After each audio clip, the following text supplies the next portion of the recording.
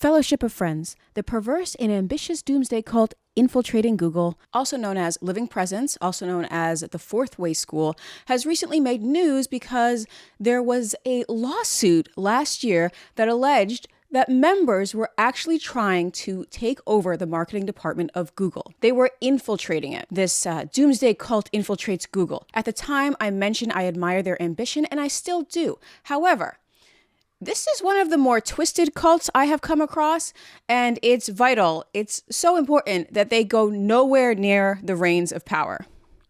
I mean, it's top shelf villainy all the way around. It's impressive. I'm sure they would excel in the role of Bond villain, but we're plebs. And we plebs don't want to live in that world. Trust me on that one.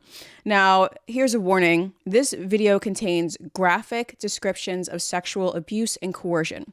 Do not turn away, especially straight men. Typically, men think that sexual abuse doesn't happen to them, that it's a problem for women and for gay men, that they really don't have to worry about it, and they often don't. Really, they often don't, because cult leaders tend to be straight men. But that's kind of just pure luck. Straight men are attracted to women. This situation is slightly different. This situation proves that anybody, even heterosexual men, can fall victim to grooming and sexual manipulation. So I guess it was kind of cute when it was Mother God doing it, but when it's a 6'4" aging male sociopath, it's not so cute anymore. Robert Earl Burton's victims were traumatized. I say this to say that any demographic can get caught up in a harem. That's why I make these videos, so that you know what to watch out for. Goes for girls, goes for guys, goes for anyone. Some of you are just cute. It's messed up. Anyway, Robert Earl Burton especially liked straight men, especially young straight men, and he deliberately groomed them to get what he wanted from them. And I hope you ladies aren't out there laughing about it, because Fellowship of Friends sexually abused the men, but it was also a den of rank misogyny. Note this lesson. This particular upstart sociopathic cult leader, Robert Earl Burton, does not desire women. So he often has no use for them at all, except as wallets, except as slave labor, and as a necessary burden. Basically, the women in the Fellowship of Friends live the life of a typical man. Of course, many females actually like this arrangement because it means that they can go on their spiritual journey unbothered for the most part. For women, a night at the opera, it really just is a night at the opera. And, it's a good time. But for the men who go there, the men who accompany them, it might be one of those events where Robert Earl Burton tries to pick them up, tries to get them drunk and take them back to his house, where he's searching for his next victim. Now, what makes the Fellowship dangerous is that it's hidden beneath this veneer of respectability. Their headquarters, Apollo House in Yuba County, California, is like a museum. It's filled with classical art and sculpture. Their leader has a shopping addiction, and he loves to collect antiques. I'm not even joking. He's a collector. Members enjoy the theater. They enjoy ballet. They dine at fancy dinners. It's really like a country club. They used to operate a winery called Renaissance Vineyard and Winery. Basically, their club is like a real-life PBS lineup. Seems good, right? Beneath this air of respectability lies a sadistic, predatory, shallow center. Even worse, its founder, Robert Earl Burton, the man who claims to be some sort of demigod, is so new money, and he wears it on his sleeve. It's tacky. I can't believe it. I'm embarrassed. I'm embarrassed for them. I'm embarrassed for the people who fell for it. I really am. They worship him as a god, and he's at best a West Hollywood queen. And that's on his best day. Like, Robert, go to Merrick's and leave these young boys alone. This is not spiritual. SSDD with these cult leaders, huh? Now, much of the information in this video comes from Revelations, a fantastic miniseries from investigative journalist Jennings. You can find that on Spotify. It's a Spotify exclusive. It comes from the New York Times, the Fellowship's various websites. They have a lot of websites. The Fellowship's official canon, and also other sources that you will see on the screen. The former members also operate a few different blogs that kind of hop around, and they pool their resources together, and they console each other, and they upload all sorts of documents from over the years. Now, the founder, Robert Earl Burton, is actually a second-generation cult leader. He came from another Gurdjieff Opensky fourth-way cult. he seems to actually be a slight improvement on the man who taught him. So that's good. That's progress. We move forward. Robert Earl Burton was a student of Alex Horne, who ran the Theater of All Possibilities. Note the theme of the theater. The theme of the theater is going to come up a lot. All the world's a stage, and all the men and women merely players. They have their exits and their entrances, and one man in his time plays many parts. These people lived it, and Burton learned this concept under Alex Horne. And Burton ran with it. He just ran with it, like a baton at a relay race. We don't have time to go into the Theater of All Possibilities now because it really does deserve its own video. It's really interesting. Just know that Robert Earl Burton was kicked out of the theater for homosexuality. Now, this was in the late 1960s. So that's when the split occurred. Remember that branch we did when we talked about Judaism and Christianity and so forth, how things split off? So that's when the split occurred, the late 1960s.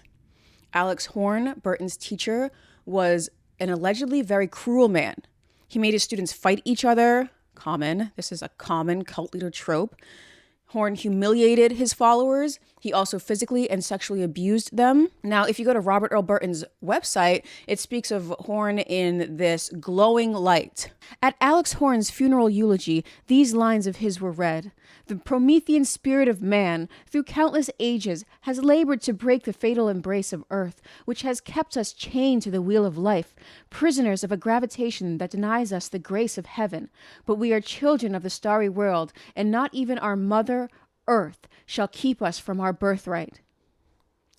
A lot of students say a lot of things about this man, so a lot of things didn't make it into the eulogy, mostly his cruelty. You see, it fails to mention the time Horne forced a follower to have sex with his daughter, or the time Horne pushed one of his followers down a flight of stairs. It's like, you look back and you only remember the good times, huh? You never remember the sadism. So that's what's on this website. Only the good times. And you know what? Robert Earl Burton isn't nearly as violent as Horne was. So that's progress. We are improving. We always want the next generation to be better than the last, I guess. So in this case, it's open to interpretation. However, we remember that Gurdjieff warned us that within 3 generations, charlatans would come along and corrupt his teachings. He warned us specifically. Forward-thinking man. It happened just that way. We remember Gurdjieff from that episode of The Simpsons where Lisa commented that some philosophers believe you have to earn your soul. We went through it in the free will video. We earn our soul through hard work, through control of our emotions, through control of our mind, and through a deep-seated appreciation for a craft. Gurdjieff put these ideas down with his protege, Opinski, in the book The Fourth Way. I encourage you to buy it and read it on your own. Do not attend any of these meetings. The Fourth Way is a philosophy that encompasses many groups, and a lot of these groups aren't even related to each other. Anyway, back to the Fellowship of Friends. According to their website, the Fellowship was founded on January 1st, 1970. Now, the Fellowship used to publish a newsletter called Via del Sol, and through it, we can kind of get an idea into the early practices from the early 1970s. It says the followers will be compensated for their work with food and lodging. It mentions that that's a common practice in Eastern religions, and it is. It's like monks go when they work and they live. Via del Sol goes on to condemn coffee, calling it a bad habit that keeps filling time to avoid the helplessness of being unable to cope with the simpleness of existence. And yeah, so what? Whatever. It gives very specific limits to the amount of coffee one should drink. It says 3 cups a year. It limits cigarettes to 10 a year, and it says that they will shortly ban alcohol. Now, we know that didn't happen because Burton currently uses alcohol to groom the men he wants to sleep with. He gets them really, really drunk. I guess we all have big plans when we're young, and it just doesn't work out.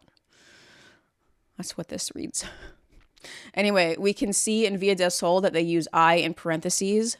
One practice from the Fellowship was to eliminate the use of I, like I am the self. And that's to understand that the ego is the false personality. This isn't uncommon with New Age exercises. Like this is commonly practiced amongst New Age people. 1970 was prime new religious movement, New Age, Age of Aquarius time. Remember that kind of as a backdrop for all of this. This early publication of Via del Sol is telling about their belief system way back then. And it seems that those beliefs have evolved over the years. See, suicide here is derided. They advise people not to save suicidal friends or family. They blame vanity and say that the soul will eventually be lost. Now, later, many years later, 40 years later, after many members have committed suicide, suicide becomes completing the task by his own hand. That's written in the obituary of Roger Kent, a member that had been with the fellowship from 1976 until his death by suicide in 2018, not 1918. Now, according to Robert Earl Burton is a conscious being, and he teaches that if his followers follow his teachings and follow him, they will become conscious beings as well, and they will earn their soul. This is heaven. Remember that with Gurdjieff and free will and The Simpsons, you earn your soul. Now, some of the adepts will earn a soul. This is part of fourth way teaching. Reject Burton, of course, and followers will go to the equivalent of hell. Now, Robert Earl Burton is the godhead of this group, so he personally decides who goes to heaven and hell. In Via del Sol in 1971, Burton also takes the time to hate on Alan Watts. Burton is clearly jealous. He's a hater, jealous of Watts' fame and charisma, because Watts' teachings are more substantial than Burton's. They just are. Burton borrows heavily from the fourth way, and what he does add is superstition. Some people are just haters, as we see with Burton, but he does engage with pride and lust and vanity and wrath as well. So why wouldn't he also engage with envy? You know, these cult leaders really aren't better than us. They're a lot of the times much worse. He's really checking off all the cardinal sins, like ba ba ba ba ba. Yeah, definitely sloth, because he makes his followers do all his work. So maybe not gluttony. We'll give him a pass on gluttony. Maybe. We don't know. Anyway, in 1970, Robert Earl Burton would have been 31 years old. Now, that's very young to start a school, but it's just the age for a person who wants to control other people. That's prime age for that. Now, according to his former housekeeper and former follower, she was just working for free because she's a woman and she should keep his house, right? Robert Earl Burton was born in the boondocks of Arkansas, but he was a big fish in a small pond. In Arkansas, he was a mere school teacher, but in California, he could be anybody, even a god. Robert Earl Burton's father was a butcher. However, Robert claims that his real father was Leonardo da Vinci, who put his third eye into his mother's womb. And so that was his origin story. It's a pretty good origin story. And also, apparently, his mother is overbearing and harsh. So that's who Da Vinci chose. Burton moved to California and attended San Jose State. He graduated in 1963. He briefly became a fourth grade teacher, but resigned in 1967 because, it's a pain. Now, this is when he went hitchhiking around California and was picked up by a driver who invited him to join a fourth way spiritual group. This was Alex Horne's spiritual group. Horne was the sadistic, autocratic cult leader who taught Burton much of his trade. The fellowship control practices do seem like a lot of a mix of elementary school and sadism. So that kind of marries well to what happened. What is it about the fourth way that attracts sadists and cult leaders? Now, I don't know if the fourth way attracts them any more than any other teaching.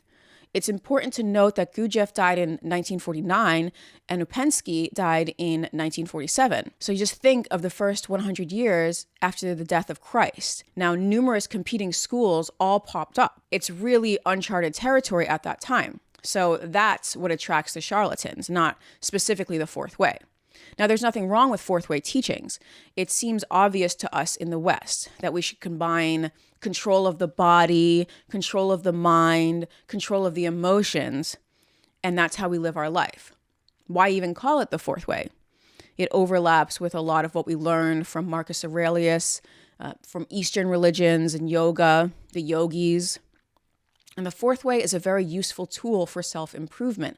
But as we learn from Nexium, self-help can spawn cults too. Almost anything can spawn cults. This is what we're learning. Now, I don't know if charlatans are attracted by religion or if power brings out the charlatan in people. If it does, then it also brings out the best in people too. I guess what I'm saying is that if someone invites you to a fourth way meeting, don't go. Don't go to that meeting. They say that you need a teacher to learn a fourth way, but do you really?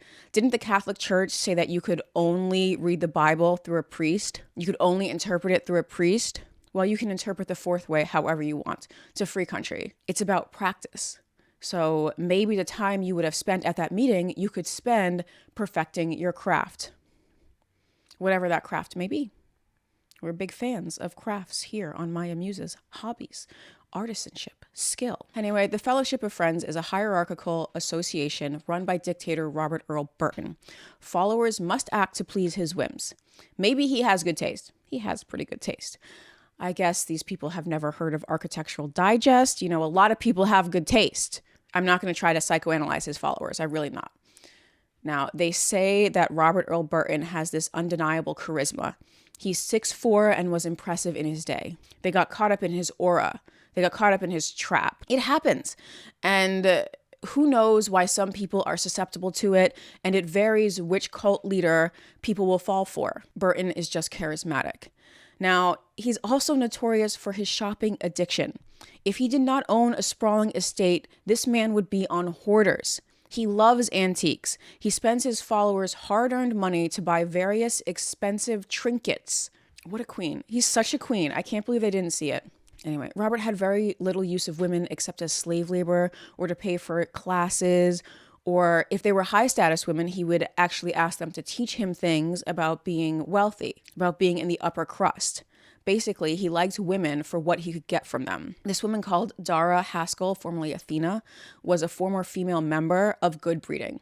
So Robert liked her because she could teach him about crystal, about china, about antique jewelry, and she also traveled with him. Now, let's take a minute to unpack this rags to riches story. Robert seems to run from his humble origins. He rejected his father, is a mere butcher, even though, his father took care of him his whole life. Instead, he embraced Da Vinci. He learned the ways of the rich and adopted the lifestyle of elegance. Now, we all love the ballet and we all appreciate fine art, but to revere it over all else, especially when it's something one is not born into, that shows kind of an internal conflict. A violin and a fiddle are very similar instruments. A real music aficionado would appreciate both of them. Why does Robert reject his working class origin? Why does he insist on living this modern Louis XIV kind of life? And why does he think he's better than people? Might be narcissist, sociopath, psychopath, any one of these. Anyway, Dara Haskell, who taught him about the finer things in life, called him a sick She called him that in Revelations by Jennings Brown. And she left after only a year because she could not reconcile his sexual depravity. And Burton is not a sexual deviant because he's gay. We've covered plenty of heterosexual sexual deviants here. We have covered so many perverted cult leaders. He's a sexual deviant because he used his power to coerce young men to do what they didn't want to do. And he knew they didn't want to do it. That's why he spent so much time and effort grooming them.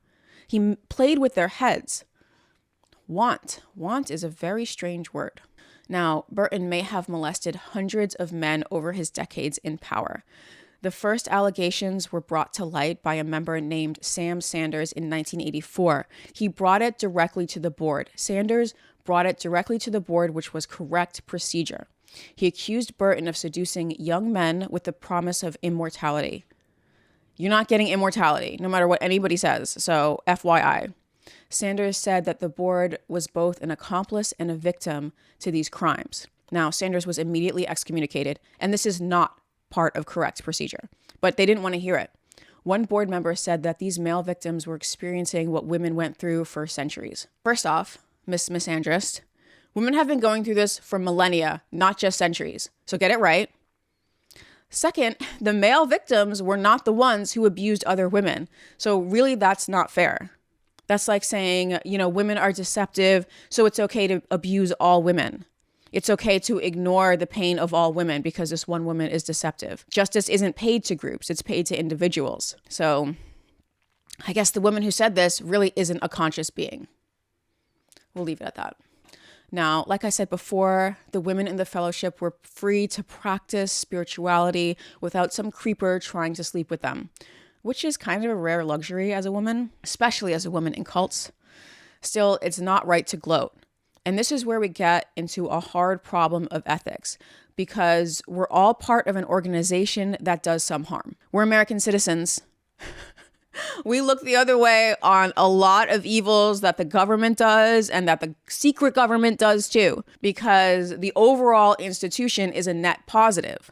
So how is that really different from members of the fellowship ignoring Robert's crimes? I don't have an answer for that. But that's just an important note here. Now, Sam Sanders sent an open letter. So everyone knew in 1984 that Robert was molesting people. But then in 1996, the Busby family filed a lawsuit. Now, this is how ratchet Robert Earl Burton is. Richard Busby is the father of the Busby family. Now, he and his family had been members for years. And Richard trusted Robert with everything because this is basically a god to them. Now, one night, Robert called Richard to his home and sexually assaulted him. Richard was so upset that he went and told his family, and he found out that Robert had also been sexually assaulting his son, Troy, for years. And this was when Troy was underage. Robert is so greedy that he needed both father and son.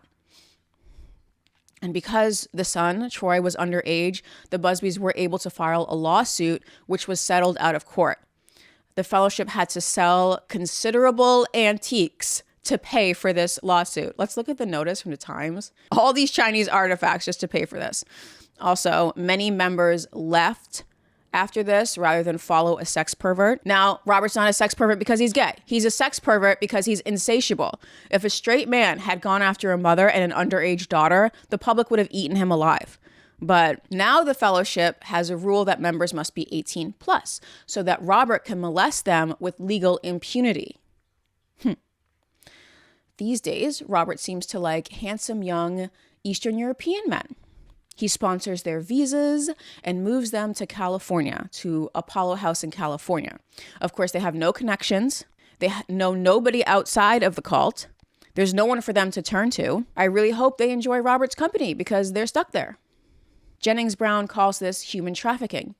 He calls this sex trafficking. And I think Jennings Brown is 110% correct. By what definition is this not sex trafficking? Andrew Tate is in jail in Romania for less than this. And Tate moved to Romania so that he could get away with this. He could get away with whatever he was doing. He said that.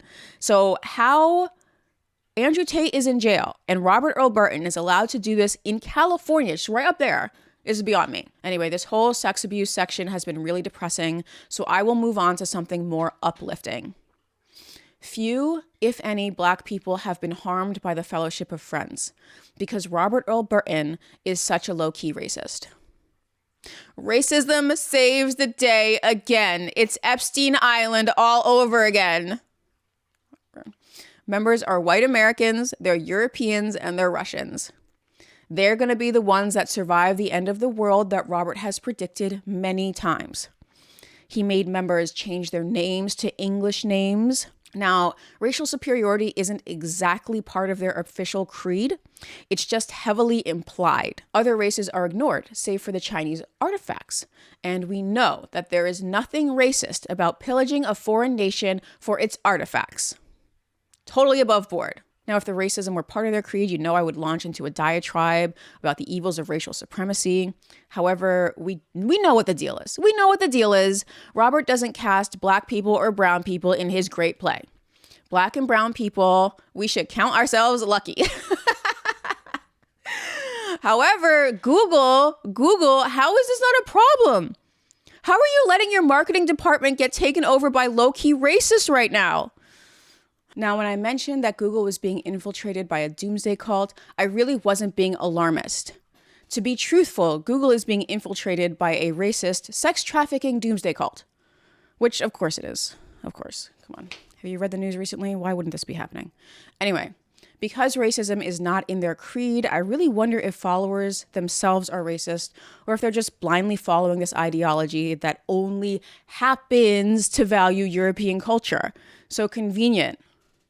Not the behavior of conscious beings. The Fellowship is really strange because it is a cult of personality around Robert Earl Burton. They didn't have an established creed until the IRS made them get one. Now, for the 1970s, they weren't paying any taxes. And then, of course, the IRS came after them because they were making too much money. The IRS is going to get its money. The IRS audited them in 1984 and 1985. It took a little while. And it was only then that they claimed to be a religion. Now, this is when the board wrote the canon, which is actually a decent belief system. We can go through it. Robert didn't participate in writing it. A former member called Charles Randall wrote this. I guess for 15 years, they were circling Robert like he was some kind of queen bee and giving him all their hard-earned money so he could buy expensive art. And then, in 1984, 1985, the board wrote their official canon. And now they're a religion. Remember, this is the same board around the same time that removed Sam Sanders for objecting to Robert's perversions. So let's not give the board too much credit. I'm just saying this because we should give Robert even less. He's going to be a roach in his next life. In his next incarnation, he's going to be a roach because when you're given a gift and you abuse it, they punish you extra. He's blatantly quoting scripture to justify a shopping addiction. And he's not even doing it himself. He has tasked his minions with quoting scripture so he can keep his King Charles Spaniel dogs around him and his harem of young men. And he does it all at Apollo House, which is a glorified country club. It's very exclusive. Members have to pay for meals, they have to pay for classes, and their salaries are just a few $100s a month. So when they leave, they're often completely penniless and alienated from their families. I guess the trick is to never leave. You're stuck. Apollo House. The trick is to die here. Okay, so now that we know all about the Fellowship of Friends, how do they stack up against other cults? Rate My Cult, Fourth Way Edition, Fellowship of Friends. Practices and rituals, the ballet, the symphony, works of art. These are top-notch practices. They produce wine, good wine, people say. Let's look at this article. I'm gonna be honest, touring and tasting is really selling this place. I might have to give it a visit. Renaissance Vineyard was planted between 1975 and 1982 using the carefully selected microclimates and soil conditions to maximize the variety of grapes. Their vines grow on their own roots, something not often seen in California. Oh, down at the end, look at this. Fine wines aren't the only experience waiting at Renaissance. Maybe they'll mention the cult. No. Wine tours can take a stroll through two formal European-style rose gardens, patterned after La Roserie Bagatelle in Paris. These gardens contain more than 300 varieties of labeled roses. They don't say anything about the cult. Hey, if you just close your eyes, there's no cult, huh? Whatever. I'm going to see if I can get a tasting. And you know what? Not to be this person, because I would never. You know I would never. But I will overlook some sexual abuse for a good wine and cheese pairing. Because a lot of people just can't figure it out. So, hey, don't at me in the comments either. A lot of these cults cause a lot of misery and they don't even have a vineyard. So what? Okay. Like, if you're going to torture people, at least make a good wine. You know, you don't have to be bad at everything. You don't have to be bad in your soul and also make bad wine. Some of these people, they don't make wine at all. Some of these cult leaders we have followed, they don't make wine at all. Some of them stop at Kool-Aid, and it's like, come on, be more ambitious. I'm a major proponent of enlightenment through work because it's practical. Some people get caught up in this silly sophistry, like how many angels can dance on the head of a pin and all of this and what do you get from that? Whereas you can actually achieve a deep understanding of humanity through the ballet, especially by performing in the ballet. People do it through yoga all the time. They really do. So at least the ballet also incorporates music, and we here on Maya Muses, we appreciate that the whole of the universe is a dance. The fellowship teaches that all the world's a stage. We all play our parts. This teaching Robert Earl Burton got from his teacher Alexander Horn in the Theater of All Possibilities. This belief goes back at least to Shakespeare and maybe to Plato's Shadows on the Cave Wall. It's kind of open to interpretation, but this is not a new belief. There's much truth in it. We will cover Goffman's presentation of self in everyday life. So even now, this is true. We're all playing roles. We're all playing roles on this planet and different roles to different people. And we usually get to choose which role we're going to play. You know, dress for the job you want, not for the job you have. It's a good teaching, but there are definitely downsides here. Definitely downsides. Because plays have extras. Plays have tragic characters. Plays have villains. Robert often dismisses his own villainy by saying, "It's not my fault. I'm just playing the role that the angels wrote for me." If you're living in a play, you better be sure that you are the main character.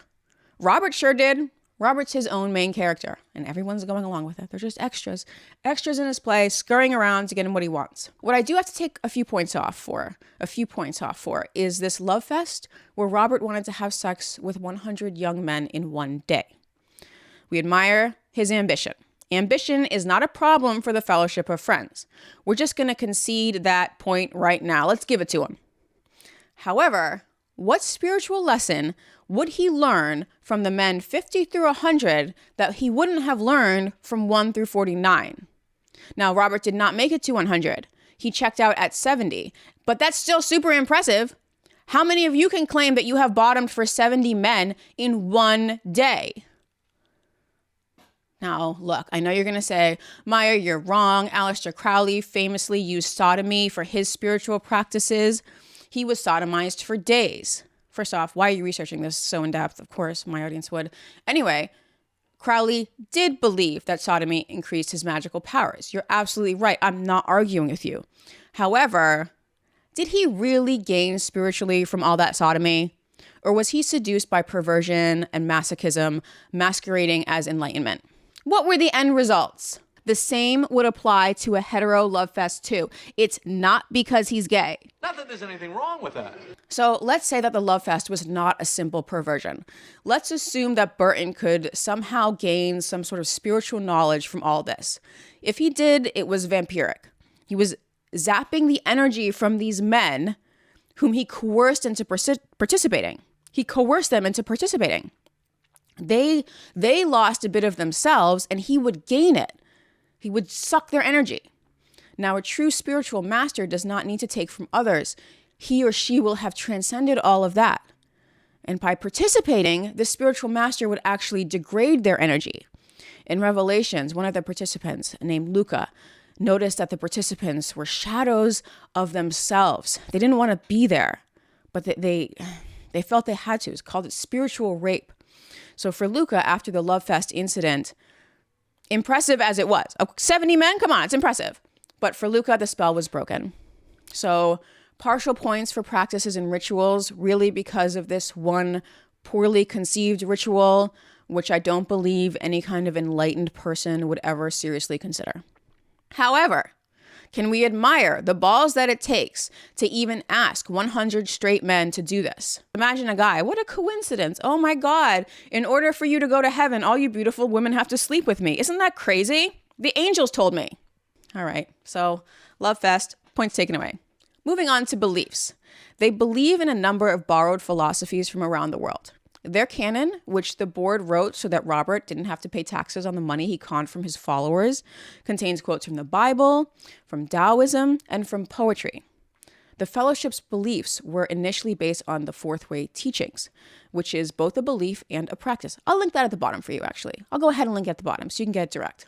People who practice the Fourth Way do the work of organizing and living a meaningful life with all they do, okay?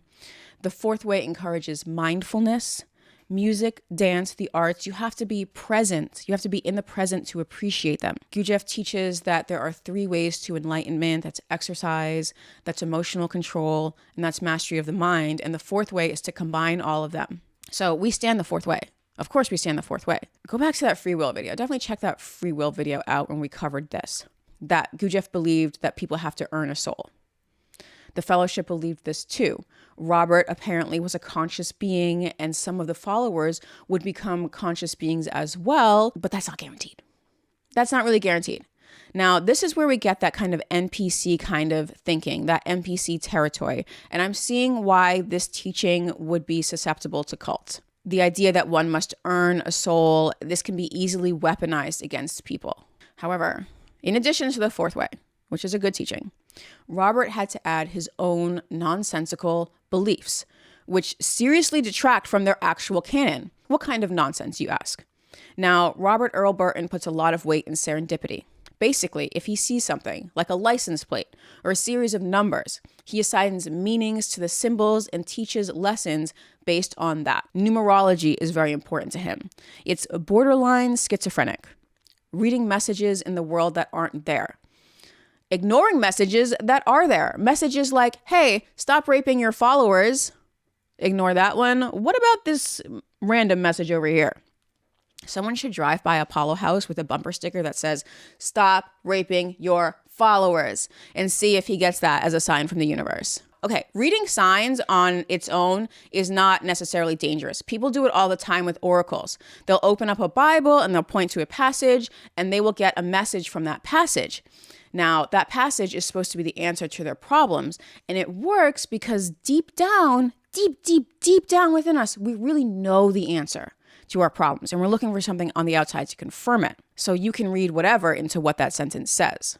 So serendipity in itself is not a problem. It becomes a problem when Robert Earl Burton tries to impose his beliefs on others. It's just too flimsy a belief system. It's too flimsy a belief system to even share with other people, to even say it out loud, let alone force other people to pay for classes about it. Also, this is a kicker, Robert believes, or he claims to believe, that there are 44 angels that are speaking to him. These angels are the cream of the crop of Western history, and there is only one woman, Queen Elizabeth I. Now, would the spirit of Queen Elizabeth I be caught dead with such an obvious misogynistic social climber as Robert Earl Burton? Who knows? Who knows? Of course, Burton thinks he's worthy. He thinks he's the absolute best. Anyway, the angels only speak to Robert. They don't speak to anybody else, and they don't always tell him the truth. Like they told him in 1984, the world would be coming to an end. And they've told it to him many times since then. And still, the world is here. So why are you trusting these angels? There's nothing wrong with revering great figures in history. These people, they write down their lessons, and each generation interprets them anew. So we can get a lot of information and a lot of knowledge from these great figures. That's not what this is. Robert claims they are talking to him and saying new things about the present day. Talk to your doctor about the voices in your head. Brainwashing techniques. Let's move on to brainwashing techniques. Really, this should be called coercive techniques.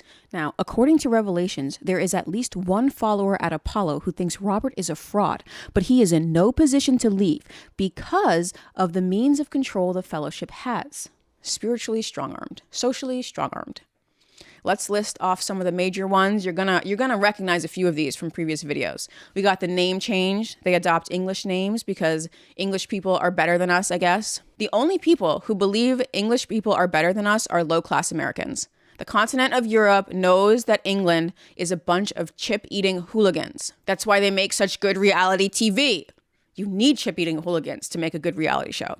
Now, the name change is pretty standard fare in cults. It washes away your previous identity and gives you a new one. So many of them do that.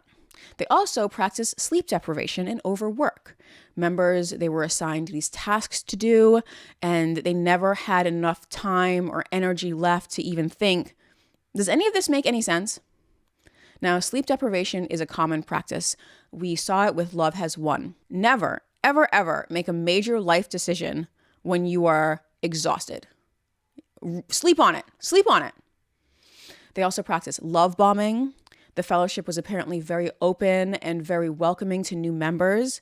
And as we know from love bombing, it ends after a few months. Once the follower has given up relationships and cut ties outside of the cult, then they're treated much more sternly.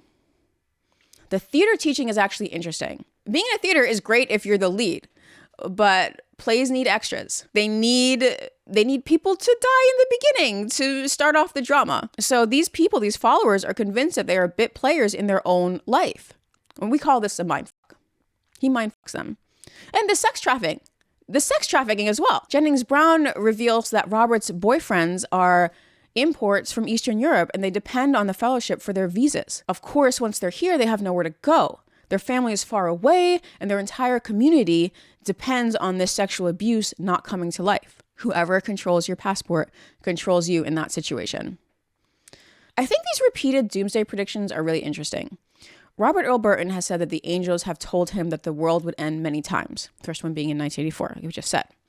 And the most recent one was in 2018, and there were a few times in between that too. Now, non-believers would think that the world not ending undermines Robert Earl Burton's credibility, but somehow it actually strengthens the bonds of control over the people who stay. First, why think about your future when the world can come to an end any day? No need to earn money, no need to save any money. You might as well give it all to the fellowship, huh? Now, this keeps members in a constant state of uncertainty.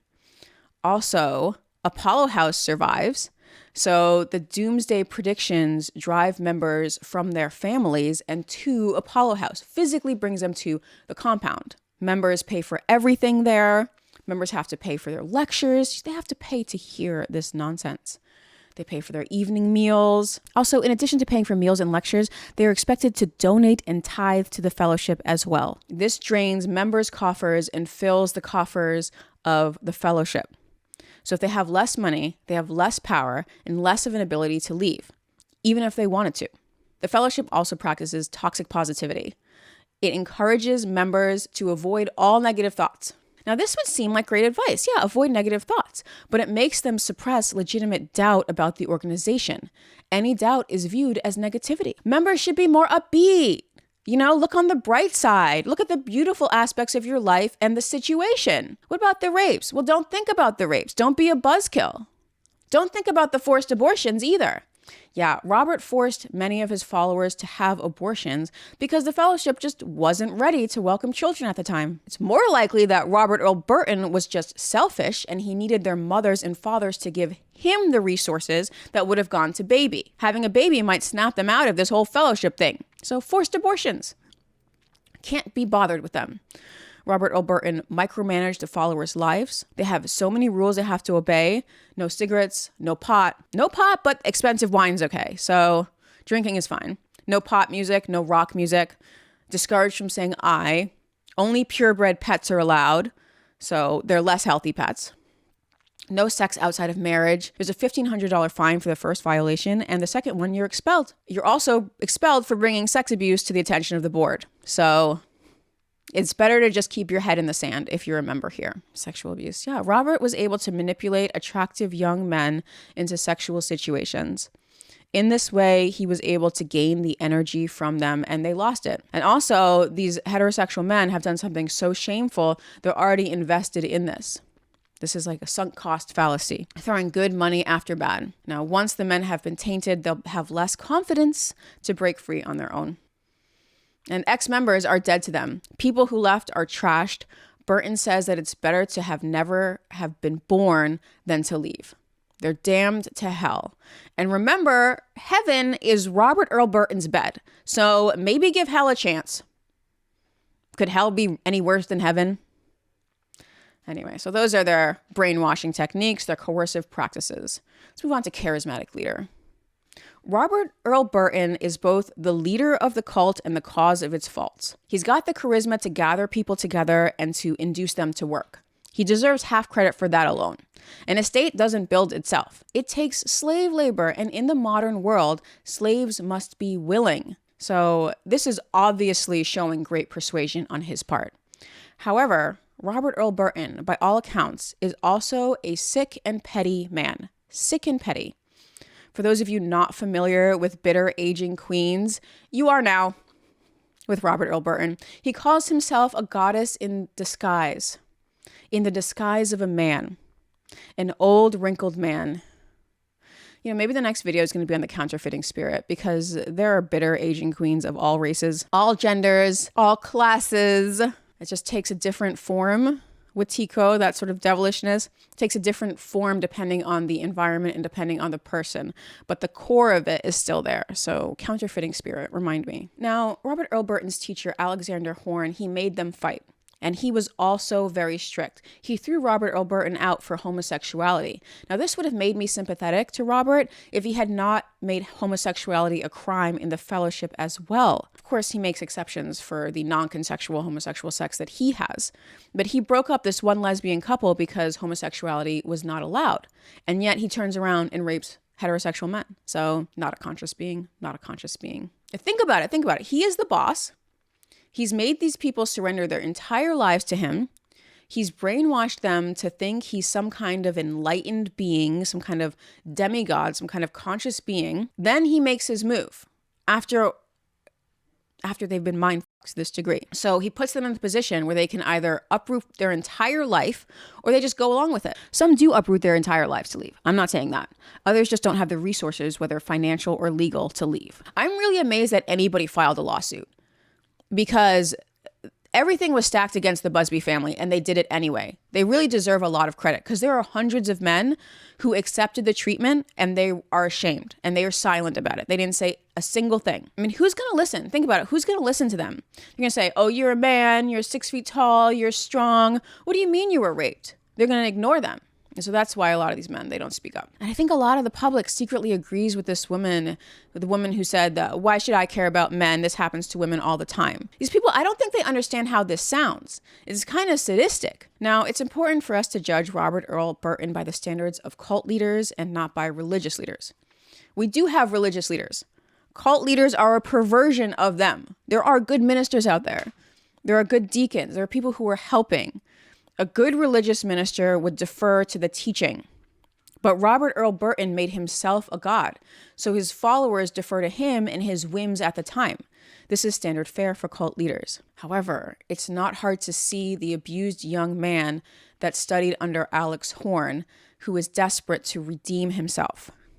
Burton's obsession with luxuries as opposed to his humble upbringing. He only focuses on European art, which was considered high class by others. It's kind of like he's not really able to distinguish greatness himself. He needs to be told what is great and what to follow. He cannot face the world as is, but he has to escape into some kind of idealized past.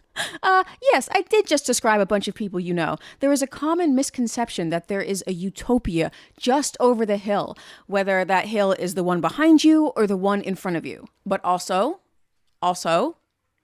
for all of that, we also must judge these cult leaders by their fruits. And Robert Earl Burton inspired great beauty. Yes, he's deeply flawed. But his followers think he's magic. And he built the Apollo House, which is beautiful. Yes, he keeps predicting the end of the world and it never happens. But he's still got 1,500 followers despite that. Plus, he's convinced hundreds of straight men to sleep with him, which is super devious, but like impressively devious. So you gotta give credit where credit's due. That's all I'm saying. Robert Earl Burton is a character, and he's the main character in his cult play. Moving on to quality of the followers. Here, the fellowship receives full credit. Full credit. These followers built this man in a state. They operated a winery. They learned to play instruments so they can start their own symphony. They even wrote the religious canons for their religion. Impressive. In fact, the entire operation is on the backs of his followers. All the great things the fellowship has done has been due to his followers. Robert's contributions were to inspire them and to molest them. So to the followers, well done. You've wasted your lives, no doubt, but, good job. Some of them are buried at the Apollo Cemetery. Of course, I'm not speaking to them right now because they're dead, and it's probably better that they went to their deaths thinking that they had found the truth. Good on them. These people gave up their careers, they gave up their marriages, they alienated their families, they killed their unborn children so that Robert could have antiques and custom suits. It's his dedication. Really, really top shelf followers. Plus, if that's not enough, one of them, a group of them, even has the drive and ambition to infiltrate Google. One could not ask for better subjects. I really hope they don't get an ambitious man as their next leader, a David Mescovich, because Robert Earl Burton is getting old and the immortality he said was achievable through his teachings never panned out. Never does it? All right. The score. Drum roll, please. What is the score for Rate My Cult? This is a 4 goat head cult. 4 goat heads. I don't want to do it. I didn't want to do it, but fair is fair. Really, this is amazing villainy. I've never been this horrified at a lower tier cult. Low tier cults, they'll be their own undoing. But the Fellowship of Friends, they should be in the next Bond movie. Oh, they're fantastic. Hey, Brits, I know I tease you a lot because you deserve it. But can you make the next Bond a reality TV show? And can the Fellowship be in it? It'll be like an American-British crossover. It's like The Office, okay? The next generation Office, but it's more dystopian and much more entertaining. Just think about it. Think about it. We've got the real-life villains here. Do we have a real hero, though? We got the villains. Is there a hero? The Fellowship of Friends is really a complete bastardization of the Fourth Way.